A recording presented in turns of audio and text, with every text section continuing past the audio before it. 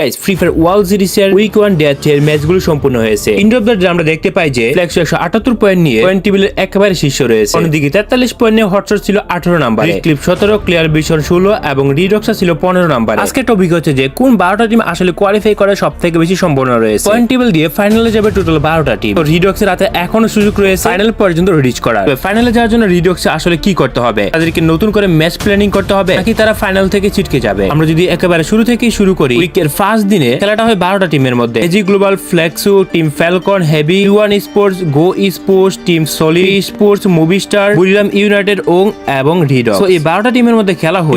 প্রথম বইটা করে ফ্লেক্সু এবং 2 নম্বর বইটা করে টিম সলিড, 3 নম্বরে ফ্যালকন, 4 নম্বরে গোরা করে, 5 নম্বরে করে হেভি এবং 6 নম্বরে করে পি স্পোর্টস। তো উইকের 1 খেলাতে কিন্তু সবগুলো টিমের মধ্যে একটা ডেঞ্জারাস ফাইট হয়। এক্সপেক্টেড কয়েকটা টিম ছিল যেগুলো আসলে ভয়ঙ্কর টিম এবং খুবই এক্সপেরিয়েন্সের সাথে কিন্তু তারা গেম খেলে। আরএসকে যেটা জানায় শুরুর দিনে আরএসকে কে প্রতিটা টিমে টার্গেট করে, অন্যান্য টিমগুলোকে কাইন্ড অফ বই পাইতেছিল। তারা মনে করতেছিল ওই টিমগুলো ইজিলি তুলনামূলক প্লেয়ারগুলো কিন্তু আরএসকে টিমটাকে টোটালি টার্গেট করে মারছে দিনের শুরুতে। তবে এটা তিতা হলো সত্যি যে ঘুরে দাঁড়াতে পারে না প্রথম দিনে আরএসকে। অন্যান্য টিম যেগুলো Buriram, Heavy, P Sports, Yuan Sports, RSK, Team Solid, Falcon, AG Global প্রায় সবগুলো এক্সপেরিয়েন্স টিম। তবে এই টুর্নামেন্টের শুরুতে ইন্টারেস্টিং ব্যাপার যেটা ঘটে, তোমাদের জন্য একটা গুড নিউজ হচ্ছে যে বর্তমানে বাংলাদেশের মধ্যে সবচেয়ে কমে ডায়মন্ড টপ আপ দিচ্ছে টপ আপ হান্ট ওয়েবসাইট। এখানে উইকলি মাত্র 150 টাকা, মান্থলি মাত্র 750 টাকা। বাংলাদেশে এর থেকে কমে পাওয়া যায় না। ওয়েবসাইটের লিংক কমেন্ট সেকশনে দেওয়া থাকবে। প্রথম দিনের প্রথম গেমে ইউয়ান এর সাথে একটা ফাইট হয় আরএসকে। ইউয়ান হচ্ছে একটা ব্রাজিলিয়ান টিম। প্রথম দিনে যে বুলটা দেখতে পাই সেটা আরএসকে থেকে একটা টিম সংগঠিত হয়ে না খেলা। এখানে যখন আরএসকে ফাইট করতেছিল,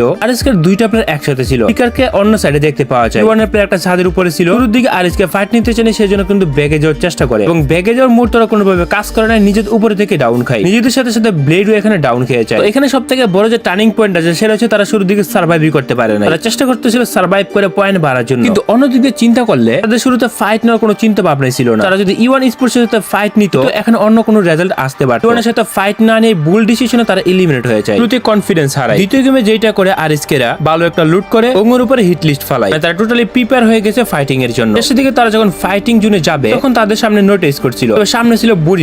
ওয়াসানা নিজেকে ডাউন করে নিজে চাইতেছিল স্কট মেডের সাথে ভিতরে কম্পাউন্ডে থাকতে। প্রথম দিক দিয়ে দেখতে পাওয়া যায় ফ্লিকার এখানে ডাউন খেয়ে যায়। এখানে বুরু জোয়েনা লান্সার মেরে ফ্লিকারকে ডাউন করে। লান্সার মারার আগে সবার এসপি ফুল ছিল না, ফুল টিমকে একটা ভালো ড্যামেজ দিয়ে দেয়। আমাদের বাংলাদেশের মতো এটা কিন্তু রিজিওনাল লবি না, এই লবিগুলো হচ্ছে ইন্টারন্যাশনাল লবি। বুরিরাম বলো, ফ্যালকন বলো অথবা ফ্লেক্সু বলো, কোন টিমের কোনো গ্যারান্টি নেই কার সাথে ফাইট হবে বা কেউ বের করতে পারবে কিনা। এক কথা বলতে গেলে বাপের বাপ আছে। আরএসকে কে যদি তুমি বাংলাদেশের ফাদার অফ স্পোর্টস বলো, বুরিরামের থেকে সেরা স্পোর্ট কিন্তু স্পোর্টস আছে। এক কথা বলতে গেলে বাপের বাপ আছে এই ইন্টারন্যাশনাল লবি। 2 নম্বর গেমে চান্স ছিল বুরিরামের সাথে ফাইট নিয়ে বুরিরামও শেষ হয়, আরএসকে এর অনেকগুলো প্লেয়ার ডাউন খায়। এই ফাইট নেওয়ার পর যদি আরএসকে 3টা প্লেয়ার বেঁচে থাকতো গেম 2 তে খেলাটা একটু ভিন্ন হয়ে যেত। বুরিরামের পর আরএসকে কিন্তু এলিমিনেট হয়ে যায় এজির কাছে। আরএসকে এর পয়েন্ট টেবিল 2 নম্বর গেমে ভালোই ছিল, 7 পয়েন্টে 7 নম্বরে ছিল। তবে 3 নম্বর গেমে কিন্তু আরএসকে কে দেখতেই পাওয়া যায় না। জুনের প্রথম সার্কেলে তারা এলিমিনেট হয়ে যায়। ইন্টারন্যাশনাল লবি কি লেভেলের হার ঠিক এই জায়গাটাতে দেখলে বোঝা যায়। লাস্ট সার্কেলে 9টা স্কোর বেঁচে ছিল। কিন্তু বলতেছে যে আরএসকে ছোট টিম এরা খেলতে পারতেছে না ইন্টারন্যাশনাল লবিতে। ইন্টারন্যাশনাল লবিতে টিকে থাকা অনেক কঠিন ব্যাপার আছে। 3 নম্বর গেমে আরএসকে কে দেখতেই পাওয়া যায়। 4 নম্বর গেমে আরএসকে কে দেখতে পাওয়া যায় একটি আর্সেনালের বাইরে। তো সবথেকে ইম্পর্টেন্ট যে বিষয়টা আমাদের সামনে আসে, আরএসকে এই খালি মাঠে থেকে কোন রকম ফাইটের দিকে যায়নি কেন? 4 নম্বর গেমে তাদের হাতে তখনও 0 কিল। তারা আর্সেনালের ভিতরটা দখল করে নাই বা তারা ফাইটিং পুশ করে নাই। থেকে যেন ফায়ার না আসে তারা একটা গাড়ি দিয়ে সেটাকে কভার করে। মানে আরএসকে কে শুরুতে ফাইট নিয়ে পি স্পোর্টস কে এখানে এলিমিনেট করে দরকার ছিল। তাদের হাতে কিল ছিল না, তারা ছিল একটা লোকেশনের বাইরে। এক কথা বলতে গেলে কভার নেওয়ার মতো জায়গা ছিল না। যখন তারা ফাইট নেওয়ার সিদ্ধান্ত নেয় তখন অন্য একটা স্কোর এন্ট্রি করে। দুই টিমের মধ্যে কনফিউশনে পড়ে যে আরএসকে শেষের দিক দিয়ে তার আর্সেনালে অ্যাটাক করে। এর মধ্যে আরেকটা টিম সুযোগ নিতে চলে আসে। এর মধ্যে নিচ থেকে এসে গোরা এখানে এন্ট্রি নিয়ে নেয়। এতক্ষণ ফাইট না করে তারা শেষের দিকে এসে ফাইটটা নেই। গোরা এন্ট্রি করে সাথে সাথে এখানে কোনো উপায় ছিল না সার্ভাইভ করার। তাতে কভার ছিল না, গ্রেনেড থুকলো তাদের উপরে এসে পড়তেছিল। ওর সাথে যখন আরএসকে এর ফাইটটা লাগে তখন আবার পি স্পোর্টস গোর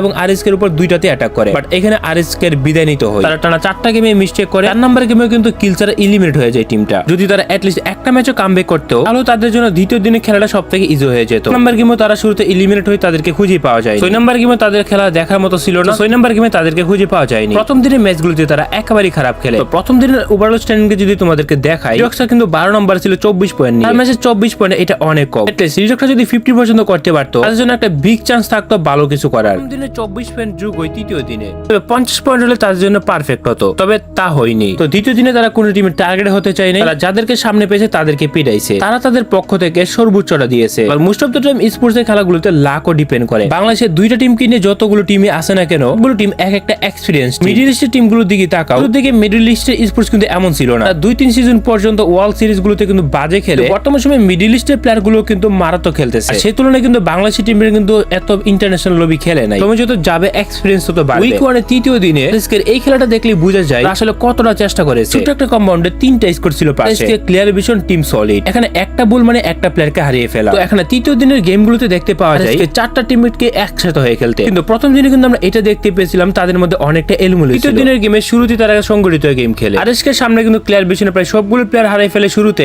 তাদের সামনে আরেকটা টিম এন্ট্রি নেয়, সেটা হচ্ছে টিম সলিড। টিম সলিড একটা ব্রাজিলিয়ান টিম, ডেঞ্জারাস একটা টিমের মধ্যে একটি। ফাইট করতে গিয়ে নিজের ডাউন হয়ে গেছিল, থার্ড পার্টি এসে কুট্টুসকে কিন্তু ডাউন করে দেওয়া হয়। তখনও আরএসকে 3টা প্লেয়ার সার্ভাইভ করতেছিল। এক নম্বরের গেমে কিন্তু আরএসকে বড় একটা চান্স ছিল বুয়া করার, তারা ডিসিশন সঠিকভাবে নিতে পারে না, যার কারণে এইখানে একটা বড় মিস্টেক করে বসে। তো এই কোম্পানিটা এসে পিস পুরুষের সাথে ফাইটে জড়িয়ে যায়। এর উপরে চারোদিক দিয়ে থার্ড পার্টি হইতেছিল। ব্লেডের সামনে 2-3টা প্লেয়ার ছিল, চাইতেছিল সার্ভাইভ করে এখান থেকে চলে যাওয়া, তো না, এখানে কিন্তু ব্লেডও এলিমিনেট হয়ে যায়। তৃতীয় দিনের প্রথম গেমটা কিন্তু খারাপ যায়। সো এখানে দেখতে পাওয়া যায় 6 পয়েন্ট নিয়ে আরএসকে ছিল 6 নম্বরে। তারপর দ্বিতীয় দিনে দেখতে পাওয়া যায় হটস স্পোর্টসের সাথে একটা ফাইট শুরু হয়েছিল আরএসকে কিন্তু শুরুতে একটা বড় ধাক্কা খায় হটস স্পোর্টস এর কাছে। এই টুর্নামেন্টে সবথেকে দুর্বল টিম হটস স্পোর্টস কে বলতে পারে। এক কথা বলতে গেলে 2 নাম্বার গেমে কিন্তু তারা অনেকটাই খারাপ খেলে। পয়েন্ট টেবিলে তারা ছিল 9 নম্বরে। আরএসকেটা যে গেমটাতে সবথেকে বেশি ভালো খেলে এবং তাদের কনফিডেন্স দেখায় সেটা ছিল তৃতীয় গেমের লাস্টের দিক দিয়ে। ইন্টারন্যাশনাল লবি বলতে বুঝে এইটাকে, যেটাতে এত লেভেলে ফাইট হই কাস্টাররা পর্যন্ত কাস্টিং করতে পারতেছিল না। ড্রোন বুঝতে ছিল, তারা কনফিউশন হয়ে যেতেছিল যে কার খেলা দেখাবে।